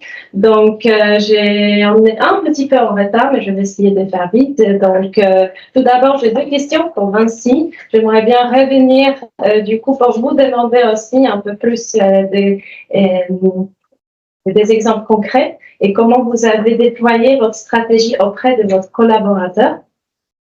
Donc, je laisse parole encore à Hélène Lamont. Maintenant, je te laisse. Merci Pauline, bonjour à tous. Alors, le déploiement à toutes les échelles, effectivement, c'est quelque chose de central et on revient sur un des conseils qui est prodigué dans le livret extrêmement bien fait que vous diffusez, qui est le conseil numéro 3, former les professionnels à une bonne compréhension des enjeux, et c'est vraiment un travail côté équipe métier développement durable au sein de Vinci Immobilier qu'on s'attache à faire très régulièrement, tous les ans, sur tous les sujets. Une des premières briques de ce déploiement à toutes les échelles, c'est la systématisation de la formation des nouveaux arrivants et la formation sur ces outils. Concrètement, on travaille avec des petits groupes sur des cas d'études pour leur expliquer par métier, que ce soit au sein du développement, au sein du programme ou avec nos responsables techniques, on leur explique et on leur apprend concrètement à travers des cas réels comment remplir la ZANET que présentait Hélène tout à l'heure, comment s'emparer de cet autodiagnostic biodiversité, sur quelle base ils vont pouvoir aller consulter un écologue, avec quels éléments de langage. Donc ça, il y avait vraiment cette formation de nouveaux arrivants qui se fait 2 à 3 fois par an au sein de la société. La formation continue évidemment pour tous les collaborateurs qui sont en place. Là, c'est plus de la formation par canal, puisque les développeurs, les programmes, les techniques ont chacun une sorte de club de référents au sein desquels on les forme assez régulièrement sur nos outils, où on répond à leurs questions qui sont assez nombreuses. On répond en temps réel également aux différentes interrogations qu'ils peuvent avoir quand ils préparent leur comité, mais il y a vraiment cette centralité de formation, de les réunir et d'avoir ce travail de pédagogie pour leur faire comprendre les différents indicateurs auxquels ils doivent répondre et surtout pourquoi ils le font, qu'est-ce que ça peut apporter au projet. Et puis au-delà de cette formation théorique, on leur propose de la formation de terrain, notamment une fois par an lors de la journée de l'environnement, qui est un événement obligatoire au sein du groupe Vinci, évidemment chez Vinci Immobilier, sur lequel on va convier des écologues avec lesquels on a travaillé annuellement sur des projets, à venir expliciter d'un point de vue du paysage, d'un point de vue des solutions de biodiversité ou des solutions qui ont été mises en place sur les projets pour accueillir, pour restaurer, pour préserver cette biodiversité. Et puis après, ça c'est à l'échelle nationale, à l'échelle régionale. Il y a également d'autres actions qui sont faites avec les responsables de programme, parfois les responsables techniques. Là, c'était une plantation d'arbres et la mise en place de nichoirs sur une opération de logement du côté de Bordeaux. Et puis évidemment, il y a une brique essentielle, c'est notre formation continue côté direction développement durable et innovation, en participant à un certain nombre de groupes de travail, en échangeant avec évidemment les sachants, les écologues avec lesquels on peut collaborer, et puis via la fédération de la promotion immobilière aussi, qui apporte un certain nombre d'éléments réglementaires et de formation. Et puis on pourrait se dire qu'on oublie une brique qui est la formation évidemment de la direction, puisque c'est elle qui impulse cette stratégie, mais il est nécessaire aussi de l'accompagner dans la compréhension de ces enjeux, et c'est exactement ce qu'on est en train de co-construire ensemble avec l'OID actuellement, pour avoir les bons éléments de langage et de formation auprès de la direction. Et ça a donné lieu à quoi concrètement dans le programme de Vinci Immobilier? Et ça a peut-être aussi joué un rôle pour vos clients. Est-ce que vous pouvez nous raconter un peu plus sur ça? Alors, on a choisi de vous présenter 3 projets qui nous tiennent à cœur. Le premier s'intitule Oasis Park. Il est à côté de Lyon. C'est la création d'un écoquartier au sein d'une ancienne clinique qui a été réhabilitée pour accueillir des seniors avec la construction de logements. Et on était au sein d'un magnifique parc au sein duquel on a préservé un petit peu plus de 100 arbres. Certains ont dû être abattus, soit parce que leur état phytosanitaire ne permettait pas d'être préservés, soit pour procéder à la reconstruction. Et donc, il y a eu une replantation d'arbres de moyenne tige, donc déjà assez âgés, à l'échelle d'1 pour 4, pour recréer des espaces d'accueil et des espaces d'ombrage aussi sur ce projet. Donc vraiment un travail sur la préservation du paysage existant qui s'est fait avec un grand nombre d'acteurs de la biodiversité, du paysagiste aux écologues, aux spécialistes des arbres, et puis après coup une gestion collaborative, une gestion raisonnée des espaces verts, à la fois avec les entreprises de paysage, d'entretien, et avec un assistant à maîtrise d'usage qui a accompagné pendant 2 ans l'intégralité des acquéreurs et des nouveaux occupants à la gestion à la fois de la biodiversité, au respect de la faune et de la flore, à l'extinction des lumières la nuit, à la gestion du compost, du potager, de la serre qui avait été restaurée, puisqu'il y avait une serre productive qui a été entièrement restaurée, on la voit un petit peu sur la première photo, et puis des ateliers découvertes de la biodiversité. Il y en a eu 2 par an pendant les 2 ans avec l'ensemble des acquéreurs, et ça a eu un vif succès. Ça, c'est le premier projet que je souhaitais vous présenter. Le deuxième, il est du côté de Nice. C'est une opération emblématique de recyclage urbain, puisqu'on était sur un terrain complètement artificialisé, et malgré tout, on se trouvait à l'intersection de plusieurs trames vertes pour lesquelles on a dû travailler très finement sur les plannings de démolition des anciens bâtiments du stade qui étaient présents pour ne pas, pour respecter le rythme biologique des espèces environnantes qui avaient été identifiées. Et puis il y a eu un gros travail là encore entre paysagistes, écologues, architectes et collectivités pour identifier les espèces à réintroduire en tenant compte évidemment du changement climatique et de la biodiversité en place. Et enfin, le programme Héritage, alors qui est encore en cours de construction. Les 2 projets précédents, ils ont été livrés et ils sont aujourd'hui en cours en vie. Héritage, c'est un projet où on est amené à travailler en très étroite collaboration à la fois avec l'ONF, la LPO, et puis un certain nombre de collectifs qui sont en place. On est à Lyon, on est au sein d'un quartier qui s'appelle Montchat. On réhabilite là encore une clinique au sein duquel il y avait un parc, il y a un parc très très significatif. Et donc on a travaillé en concertation pendant des mois avec ces acteurs au moment des études pour identifier la biodiversité sur site, les trames qui pouvaient exister dans l'environnement de ce site. Il y a 2 engagements, je dirais, assez forts qui ont été pris d'un point de vue de la biodiversité sur ce site. C'est d'abord la sanctuarisation d'une friche verte qu'on voit un petit peu sur la gauche du plan, qui est un terrain qui a été acquis par Vinci Immobilier. Il a été décidé avec la collectivité, avec l'ensemble de ses acteurs, de ne pas toucher à cette zone. Il n'y aura aucun défrichage. Elle a été complètement sanctuarisée comme une mesure d'évitement, puisqu'elle est le refuge de nombreux oiseaux et d'autres espèces de biodiversité. Elle participe aux continuités écologiques du quartier, et donc on a décidé de ne pas y toucher. Et puis Vinci Immobilier a mandaté un écologue pendant 10 ans qui viendra régulièrement faire des études, qui viendra 4 fois par an réaliser une étude 4 saisons sur le site et encouragera les acquéreurs, les occupants à préserver la biodiversité. Voilà pour les opérations un peu particulières. Puis je vais peut-être laisser Hélène sur la relation acquéreur-client vis-à-vis de la biodiversité. Acquéreur et aussi. Oui. On peut passer à la dernière question, je pense, parce qu'on est un peu. Ouais. J'aurai l'occasion de passer ce message. S'il te plaît. Non, mais allez-y. J'aurai l'occasion de passer mon message. Oui, donc juste pour avoir le temps de poser les questions aussi du public à la fin. Donc juste une question aussi pour Cédicia avant que je ouvre la parole aux questions de tout le monde. Nous aimerions aussi revenir un peu plus sur le PLU bioclimatique de Paris et savoir à quoi les acteurs de l'immobilier doivent s'attendre vraiment. Et vous pouvez Alors j'ai essayé de retrouver les différents axes qui vont intéresser donc les acteurs de l'immobilier. Donc comme je disais, il y a beaucoup d'engagements très forts en faveur du vivant dans le futur PLU.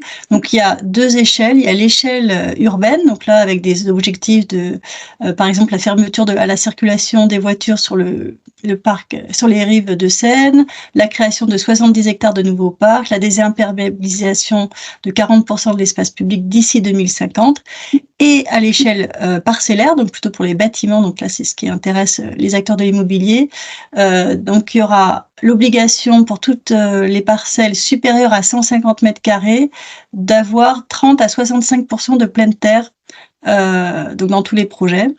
Et il y aura aussi la végétalisation des cœurs d'îlots ou des cours d'immeubles qui vont être très encouragés dans le cadre des rénovations. La surélévation qui va être conditionnée à la création de logements et à la végétalisation des cours. Et puis le développement des énergies renouvelables et de la végétalisation sur tous les toits terrasses, donc comme on l'a dit un petit peu à l'instant. Donc voilà, donc des objectifs très forts en faveur de l'environnement. Donc tout ça sera évidemment précisé dans le PLU lorsqu'il sera voté en termes de surface, et donc tout ça sera évidemment aussi conditionné aux accords des architectes des bâtiments de France à la parcelle pour que tout soit bien intégré aussi par rapport aux objectifs patrimoniaux qui sont très forts également dans le PLU parisien. Merci. Si je peux du coup juste saisir la perche tendue par Manon tout à l'heure, et par rapport à la notion aussi en préparation que vous évoquiez des freins, où je comprends que vous n'allez pas poser la question pour en prendre quelques-unes en ligne. Je pense que c'est important ce que vous dites, et nous effectivement on s'appuie énormément sur les cahiers des charges des actes, les chartes des villes, évidemment le PLU bioclimatique fera partie de ces documents sur lesquels qui sont incontournables, donc on s'appuie énormément dessus pour améliorer la valeur de nos opérations. Je pense qu'il est absolument clé aussi de comprendre que voilà, on est des non-spécialistes, et je pense que du coup, vous me demandiez quels étaient les freins qu'on pouvait identifier.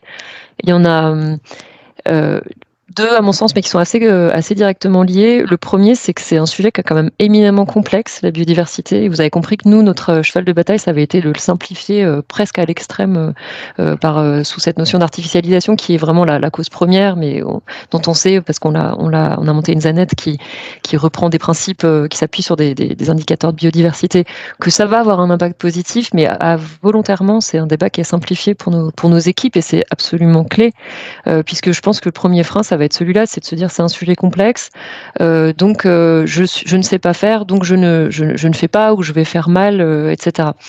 Et ça, je pense que c'est un message qui est important à passer en tant qu'acteur de l'immobilier. Nous, on est des ingénieurs à 90% dans la boutique, donc on sait travailler avec le non-vivant, mais beaucoup moins avec le vivant. Et donc, voilà, cette volonté de simplifier à outrance, elle part aussi de là, pour dépasser ce frein-là, de se dire je ne sais pas, parce que la conséquence et le risque de ce frein-là, c'est de dire bon, puisque je ne sais pas, je ne vais pas regarder, et puis ça passera. Et le pire qui puisse nous arriver finalement à nous, c'est de découvrir un enjeu fort de biodiversité très tard dans le projet, puisque là, on va potentiellement au blocage, on va potentiellement à une opération qui va poser des problèmes, soit aux riverains, soit ça va complexifier l'échange avec nos parties prenantes de la collectivité. Et toute notre démarche aujourd'hui de transition vers la prise en compte de biodiversité en 2024, c'est d'anticiper ça et plutôt de faire comprendre à nos collègues, de les convaincre que prenez ça à bras le corps le plus tôt possible, et ça va favoriser les échanges avec aussi les riverains, les collectivités, etc., pour absolument éviter le blocage. C'est déjà assez difficile aujourd'hui de sortir de terre des opérations alors qu'il y a un besoin criant de logement, pour ne pas s'exposer à ce risque-là de blocage parce qu'on aurait mis la tête dans le sable, et on aurait voilà. Et donc je pense qu'il y a une nécessaire vraiment simplification, alors que les sachants fassent leur rôle, et c'est aussi pour ça qu'on privilégie par exemple des démarches terrain, d'emmener les gens, et qu'on fasse parler des écologues sur les sites pour comprendre la subtilité de ce sujet que nous on saura jamais, nous en tant qu'équipe développement durable, transmettre. Donc les sachants sont extrêmement importants dans le débat, mais que par contre par rapport à nous acteurs de l'immobilier, on a un vrai enjeu aussi à ne pas trop complexifier le sujet pour pas faire peur en fait, et que on puisse chacun le prendre à bras le corps un instant où il est encore temps d'influer sur le sujet. Oui. Donc comment on convainc? En disant c'est bénéfique pour le déroulé de l'opération et vos relations avec vos parties prenantes. Donc, oui, merci beaucoup, Hélène. Je voulais juste demander à Célicia si vous avez des réactions par rapport à ce que disait Hélène avant qu'on pose quelques questions du chat. Est-ce que vous avez des freins des freins récurrents sur vos projets? Je dirais, après, la difficulté que l'on rencontre, c'est la question de l'entretien, en fait, de l'exploitation de ces espaces verts une fois que les soins ont été livrés.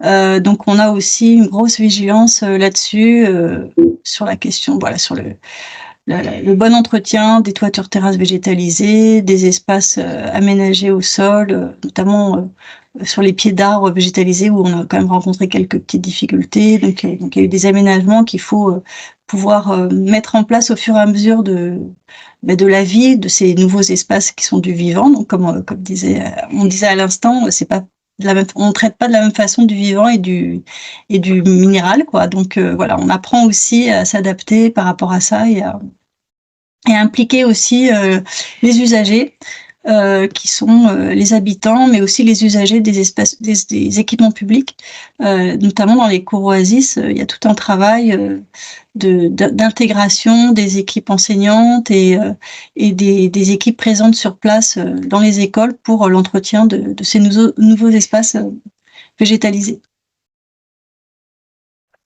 Merci à toutes les deux. Donc, il y a pas mal de questions dans le chat. Donc, n'hésitez pas à rester avec nous pour qu'on puisse répondre à toutes ces questions-là. On va les prendre un peu dans l'ordre, à défaut d'avoir pu les regrouper en cluster. Donc, ça, on va sans doute un peu déborder, mais c'est pas grave. Les discussions sont intéressantes. Je vais effacer.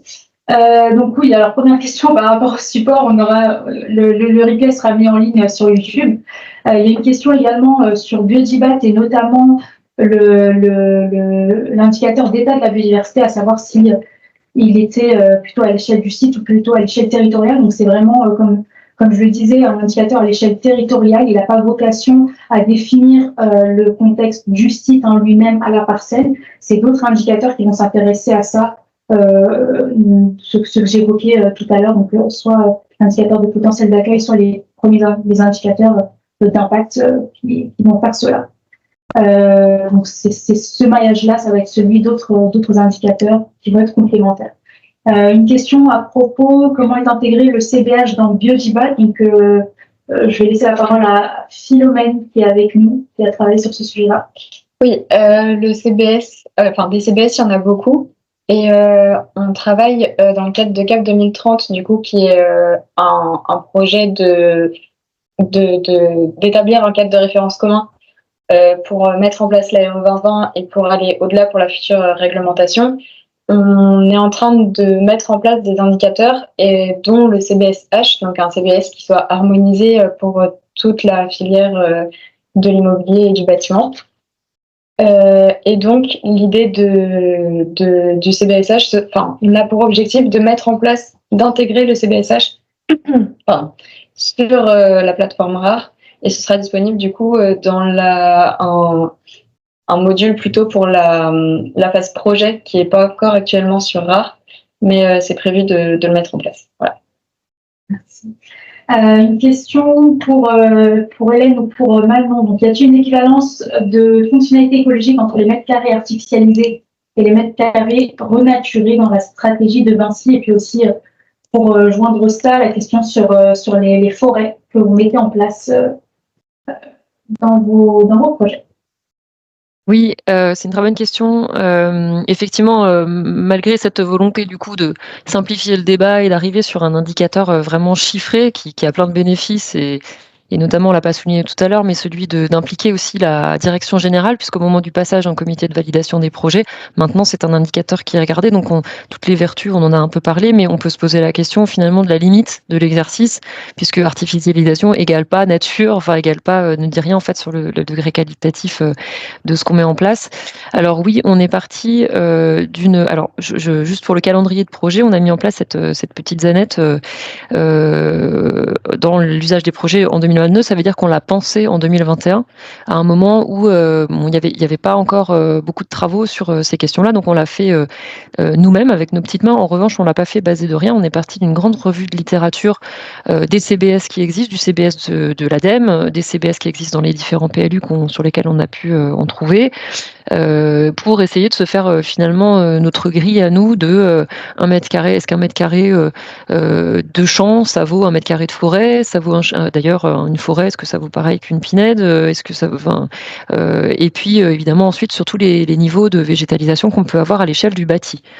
Donc on a finalement une échelle entre 0 et 1 pour chaque type de terre. Enfin, la pleine terre, ça vaut quelque chose. La prairie, ça vaut plus proche de 1.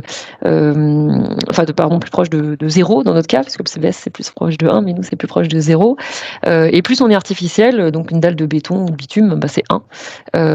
Et donc, il n'y a pas d'équivalence scientifique, technique. En revanche, on est vraiment parti de choses, de travaux qui font foi sur cette question-là pour bâtir notre calculette.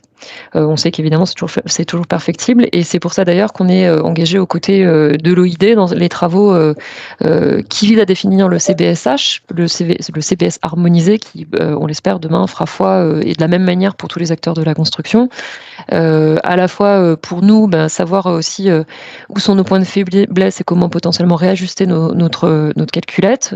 Mais on est sur des logiques qui sont finalement assez proches. Enfin, a priori, on n'aura pas de grands bouleversements. On est plutôt parti sur une logique qui collait.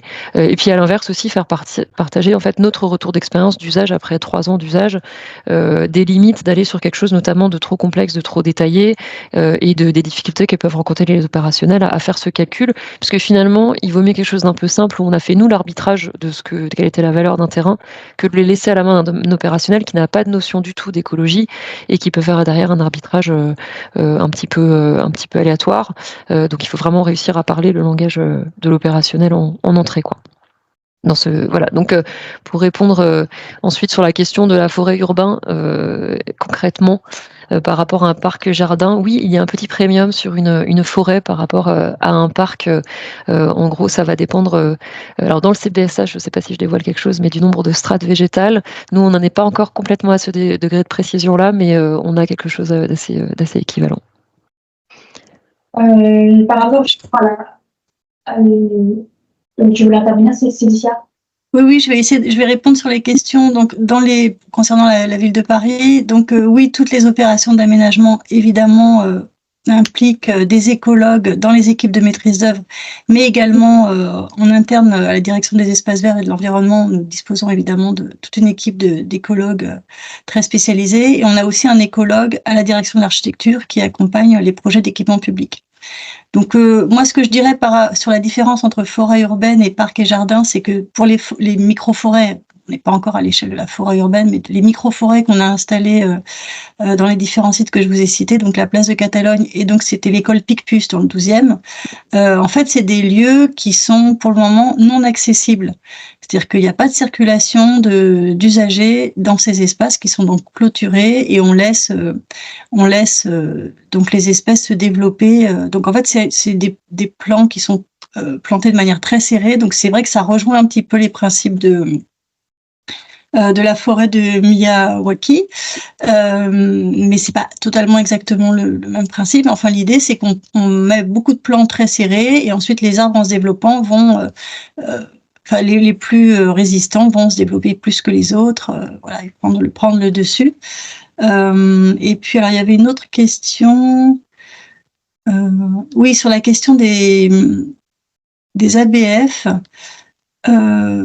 Les ABF, alors oui, bien sûr, il y a des discussions possibles avec eux, notamment sur les toitures terrasses, les installations. Il y a un projet actuellement d'installation de toitures, ce qu'on appelle roofscape, sur le toit de l'Académie du Climat, donc juste derrière l'hôtel de ville, donc qui est une toiture qui va être installée sur une toiture en pente. Donc on est aussi en train d'expérimenter ces nouveaux principes pour rafraîchir les logements qui pourraient se trouver sous les toits en pente.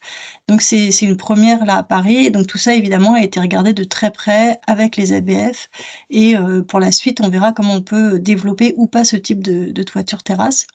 Donc sur des toitures en pente. Donc c'est le principe de la toiture un peu vénitienne pour ceux qui connaissent.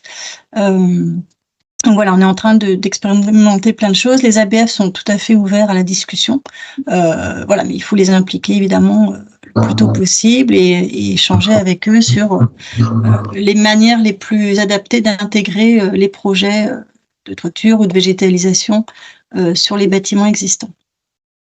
Oui, une dernière question. Vous pourrez nous envoyer vos questions de toute façon sur la boîte mail BIC qu'on qu'on partagera bien sûr avec les intervenantes, et vous avez leurs contacts qui ont été inscrits et qu'on pourra vous transmettre dans le replay aussi. Une dernière question pour toutes les deux, enfin pour toutes les trois du coup, qui est celle de la collaboration entre les collectivités et là en l'occurrence Vinci. C'est un peu cette question elle a un peu émaillé le chat aussi. Donc déjà comment est-ce que Vinci vous sentez que les collectivités sont en demande d'efforts et quel type d'efforts, et puis de votre côté Cédicia, est-ce que vous avez des besoins que vous voudriez énoncer ici vis-à-vis en fait des acteurs de l'immobilier? Oui, alors du coup, je prends la balle en premier. La demande de la part des collectivités, c'est la question de Frédéric, est-ce qu'elle augmente? Oui, très clairement. Enfin, on sent des choses qui se précisent, mais d'ailleurs sur tous les sujets environnementaux, mais celui de la biodiversité en particulier, qui est peut-être le plus universel. On a des cahiers des charges, des chartes de ville qui sont de plus en plus précises, et notamment aussi les cahiers des charges d'aménageurs dans les ZAC sont aussi de plus en plus exigeants sur ces questions-là. Donc aujourd'hui, c'est plus un sujet marginal, et c'est précisément pour ça qu'on se dit que il faut absolument que nos équipes, alors elles en ont conscience, mais que du coup on embraye sur la dimension de se dire prenons vraiment le taureau par les cornes le plus tôt possible. Et ça répond à une autre question qui a été posée sur quand est-ce qu'on fait appel à l'écologue. Pour nous, c'est absolument essentiel de le faire dans les phases de conception de l'opération et avant le dépôt du permis de construire. Il faut que ce soit dans le débat et dans la phase de conception du projet avant que ce soit entériné sur un permis de construire. Et donc c'est là qu'on commence à s'intéresser aux choses-là. Donc ce qui est un vrai challenge pour nos équipes, puisqu'en fait il y a de plus en plus de choses qui arrivent le plus en amont possible des opérations. Et ça, quand on est, je pense, là en maîtrise d'œuvre autour de la table, vous le savez, enfin ceux qui nous suivent là et qui sont en maîtrise d'œuvre, vous le savez, il y a de plus en plus de choses en phase amont des projets, à un moment où finalement le projet pour nous n'est pas encore sécurisé, puisqu'il n'est pas justement encore validé par l'administration. Donc c'est un vrai challenge. On a une temporalité aussi du coup qui augmente en fait dans ces phases très amont de projet, mais c'est absolument essentiel pour éviter les blocages plus tard. Oui, et puis concernant nos attentes, des acteurs impliqués comme Vinci, c'est vrai que c'est idéal pour répondre à toutes nos obligations et aux enjeux du PLU. Maintenant, la deuxième attente qui est aussi très importante, c'est d'impliquer tous les futurs usagers, comme je l'ai un petit peu évoqué auparavant. Et c'est vrai qu'il faut arriver à embarquer maintenant les habitants, les riverains, les Parisiens, et tous les usagers des espaces publics et privés pour que la biodiversité devienne un élément vivant de nos villes. Ça, c'est un challenge commun qu'on a, surtout que nous, on part après, on laisse les clés et on s'en va. Et ça répond aussi à une autre question qui est comment cela est valorisé auprès des futurs occupants, à ce vendeur. Il faut bien se dire que la notion de biodiversité, je pense que là, en revanche, sur les clients et le grand public, elle est très inégale en termes d'appréhension. Par contre, ce qui est universel, c'est avoir envie d'avoir un accès à la nature. Et par exemple, tout ce qui est bac potager, effectivement, comme vous le disiez, Cédicia, sur les écoles, ça s'applique aussi à certaines résidences, c'est-à-dire que avoir accès à un bac.